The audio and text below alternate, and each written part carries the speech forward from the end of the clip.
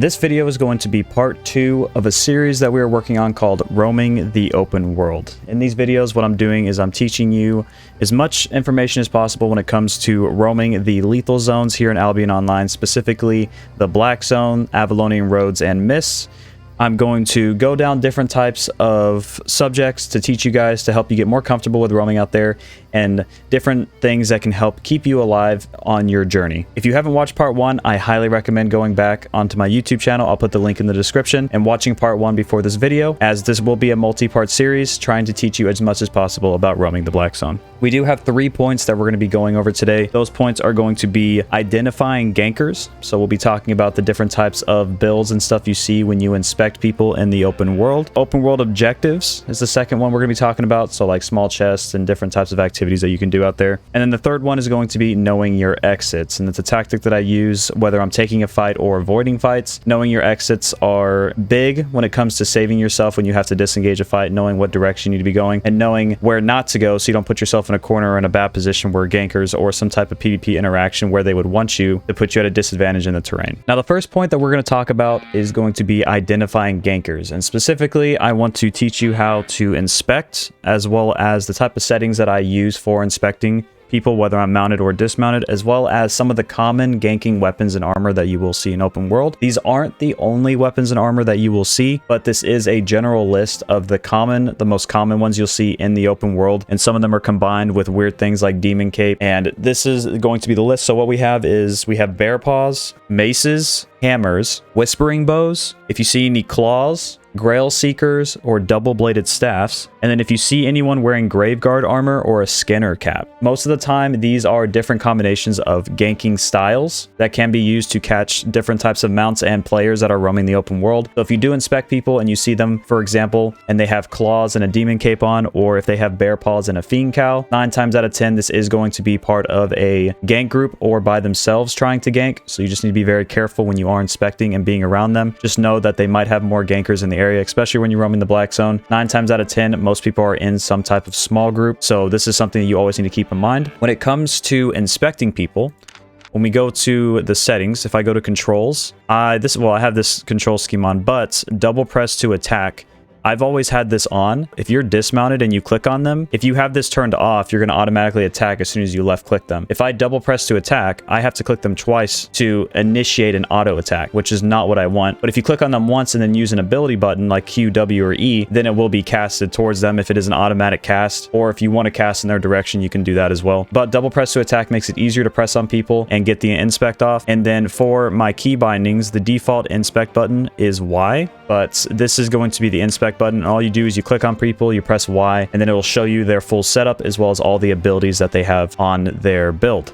That is something that's really good for inspecting to kind of identify if it is a gank group or not. But just here, I wanted to give you in part 2 a basic overview of what the type of common ganking weapons and stuff to identify is, just to kind of give you a better understanding and kind of give you those little red flags in your head when you do want to take fights open world. If you do run into bear paws or claws and you're like, ooh, I want to fight this person, but now what you can do is you can inspect them, see that they have claws and a demon cape, and know that it's going to be the disemboweled demon cape combo with their E, where they try to lock you down and melt your health, and they probably also have buddies in the area that are trying to gank as well. So this is just something to keep in mind, help you be in a safer mindset when you are roaming the Black Zone. This doesn't mean that you can't take fights with gankers. Overall, this is just some of the best advice I can give when it comes to gankers. Number 2, we're going to be talking about open world objectives. And when it comes to open world objectives, for the build that I'm running today, so in the other video, I had a PvP/PvE like farming build. Today, I put together a hybrid build. So let's say that I'm a tier 6 gatherer across the board. I grabbed all of my tier 6 tools, and then I got a one-handed spear set up with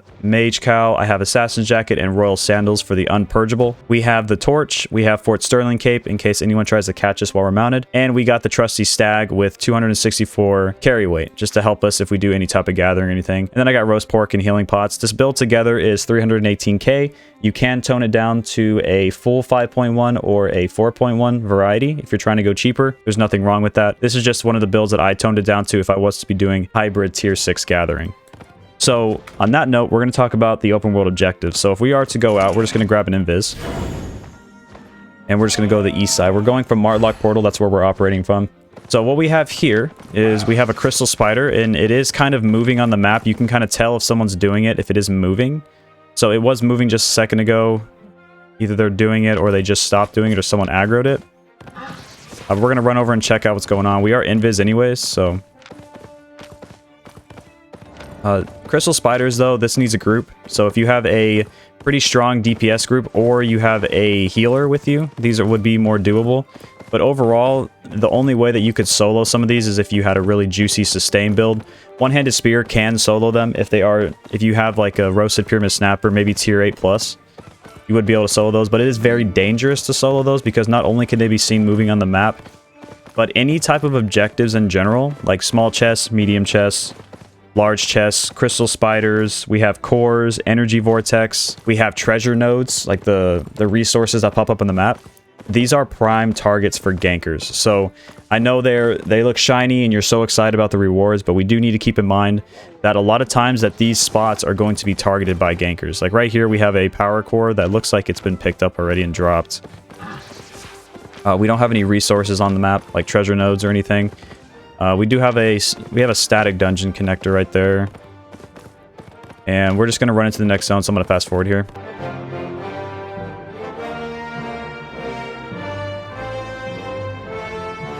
Okay, on this map, we do have a medium chest, which most of the time medium chests have small groups going for them. Rarely will you be able to get them solo. That doesn't mean you can't get them solo, but we're also right next to the Martlock portal. So 9 times out of 10, there's going to be a pretty either big, juicy group, like, you know, like 1400 IP plus, or it's going to be a bunch of 4.1s. But still, when there's a lot of people like that, it'll be hard to grab something or some of those objectives. But medium chests, small chests, large chests in general, these are some of the open world objectives that you're going to want to get involved with. Mostly if you are running solo, small chests and treasure nodes are going to be your best if you are doing a hybrid gathering. If you aren't doing gathering, if you're just doing PvE and PvP, small chests are going to be a better bet. Try to get some small scale fights or different things like that. But again, I want to express this in everything that I do with these videos. Everything that I say is not concrete. It is the black zone after all. It is a full lethal zone. I say that small chests are good for you, but you might go do a small chest and a group of 20, like 8.3, 1800 IP dudes might roll up on you, and you're just going to get absolutely flattened. It's happened to me multiple times, and you kind of just sit there and you're like how am I supposed to roam the open world with it? It's something that's always going to happen, and that's why you need to know that a lot of these objectives you don't just want to sit on. You kind of want to sit on the outside of it. For example, if we were trying to take this medium chest and it had a minute left, we wouldn't want to stand on it.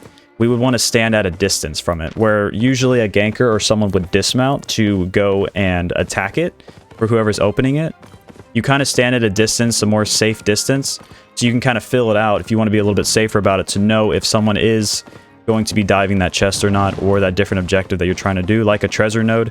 Treasure nodes are going to be the nodes that you see on the map that pop up. They usually have like 30 ticks. See, these are all the guys that just grabbed the medium chest. And they usually, yeah, the treasure nodes usually have like 30 ticks on them, so we don't have any in this area either. It looks like a lot of people are... It is the weekend, so there's going to be a lot of people out right now.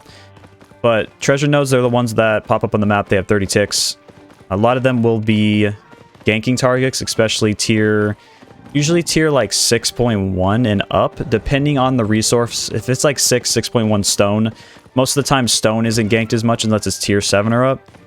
But then when it comes to other resources, tier 6 and up, that's where you're going to most commonly see gankers going for the catch on different types of gatherers that are trying to make money on those nodes. That's just something to keep in mind. When it comes to cores and energy vortexes, if you're in a guild, that's something that you can do. So if you are in a small group, maybe even sometimes by yourself, you can try to grab some of those cores and turn them into the headquarters or hideouts. And what it'll do is it'll give you favor tokens as well as might towards your Conqueror's chest and towards your seasonal rewards if you have premium. You do need premium to be able to work on these challenges in the first place, so I wouldn't worry about this if you don't have premium. But if you do, you can get all of those rewards, and they're pretty beneficial. So that's something that cores and vortexes are for territories. So these little boxes you see on the map, usually they're red. Some of them have farming patches, some of them don't. But those are the territories. Vortexes are meant to be escorted to those locations, and then the power cores that you see spawning on the map are meant to be escorted to the hideouts to power the hideouts. And we're not going to go too into detail on that. All you have to know is that you do get might and favor points for it if you are to getting involved with the guild, that's something that you can do. But that's pretty much everything on the open world objectives. I just want to talk about them and kind of give you a idea on the different type of ganking tactics and stuff that people will use on those. So they will always try to fill them out and whatnot. And the third point I want to talk about is knowing your exits. Now, this is an important point and a point that will save you a ton when you are doing stuff open world. So I want to give you an example. So we have an Ava road here that has 6 out of 7. And the reason I want to talk about this is knowing your exits. So right now we have a free use on this for 9 minutes and 30 seconds. And whenever you're doing any type of activities in this zone, let's say there's a treasure node right here, or you're doing a small chest right here, or you are trying to PvP up here, or you're trying to PvP right here, you always need to keep in mind your exits. So if I was to be doing this skinning node, before I even start the node, I will open the map or I'll look around on my mini map. Where do I go if I'm in trouble? If I'm here and I see like 10 people come sprinting this way, I'm going to be running this way. Do not run this way. Don't run northwest. I'm going to be running southeast towards this exit, because if I pop through here, I get a shield. Even if I lose my mount and I pop through the other side, I'll get a shield and I'll get time to mount back up. Now, do keep in mind there is not a penalty, but there's kind of a debuff if you pop through a portal and come back. So let me show you right now. If I pop through this Ava portal, you get a bubble when you pop through. But what some people I've noticed will do, so right here, you cannot gain a spawn buff right now for another minute. So what'll happen is we have our bubble that's dissipating right now for 30 seconds and vulnerability after spawning in. And then for a minute, we can't get that buff again. So we can pop back through this portal here. We'll still have the shield, and the shield's still counting down. But if we pop back through, this countdown's still going to be going. So if you pop in and out of the portal, gankers will wait on both sides of either this or the places that you have to zone through. So you need to be very careful when it comes to zoning back and forth, as your bubble will be gone. If I was to zone through right now, I will not have a bubble, so anyone on the other side can attack me right away, and all of my abilities will be on cooldown. So that's something that you need to worry about. But talking about the knowing your exits, so the thing with your exits is it's going to be... See, this is a good example. This is a very good example. So we have a Fiend Cow here, we have Bear Paws, we have Poisons, we have Beef Stew. This is kind of a weird setup. It's more of a cloth hard-hitting build, but this is something to worry about, because the Fiend Cow just shows that they're trying to purge boots. So that's a... I don't usually see that kind of setup with like the Limhurst Cape and Cleric Robe, but still, that's something to be worried about when you do inspect someone like that. So I clicked on them, press Y, and then I saw the different setup that they have. So hanging out around that area for too long would probably be a bad thing. But knowing your exits, though, to go back over that, if I'm doing the node here, this is my exit. If I'm doing a node like over here, what I might do is I might hop in this portal so I have a free use for 10 minutes. And what that means is that it costs nothing to go through the portal. So if I'm up here doing a node and there's like 10, 15 gankers that jump me and they notice I start running southeast, 7 of them might run over to this portal and hop in it and take all of the charges so that I have no way to get in there anymore. So what I'll preemptively do before I grab something next to a portal, like if there was something activity I was doing around these edges, I will actually jump in this portal and hop out so I have 10 minutes of free use, and then I'll go hop and grab the treasure node or whatever type of activity I'm doing. And if I am in danger, I'll run back to the Ava portal, hop through to safety. And there has been probably like 5 or 6 occurrences I've had where, because I did that, it saved me. So I grabbed the portal charge, and then like 10, 15 gankers came up on me. I had royal sandals on, they couldn't purge. I was able to use my invis jacket too to kind of juke them out. I ran to the portal. Some of them ran ahead of me and took the charges from the portal, but they didn't realize that there was 6 charges left on the portal. They took all 6 of them. The other one was because I went through earlier. So I had a free use. I hopped through to safety. I mounted up and I left. And a lot of times, and this isn't an always thing, when it's a bigger group, once you get to an Ava portal, they won't chase. Most of the time they won't chase. I have had instances where they will, but most of the time they won't chase. They're trying to do open world ganking and different activities like that. And they might have a bigger group, so they don't want to get separated. But I have had instances where they will chase you through Ava portals. They'll chase you 3 maps. They'll go to extreme and chase you like 10 maps and never leave you alone. I understand that these are situations, but I'm trying to teach you like the basics about it. So, and it's just some of the stuff that we have to deal with when we are roaming open world and solo and small groups. That's just something that's always going to happen. I'm going to press the back button here. We're going to go back to the portal. But that's going to be it for the video, guys. I hope you enjoyed, and I hope you learned some more things about the Black Zone in this open world roaming part 2 guide. I will have another video coming for the series, so stay tuned for that. And if you did enjoy the video, make sure to leave a like, comment, and subscribe. And I'll see all of you in the next video, and I'll see all of you in Albion Online.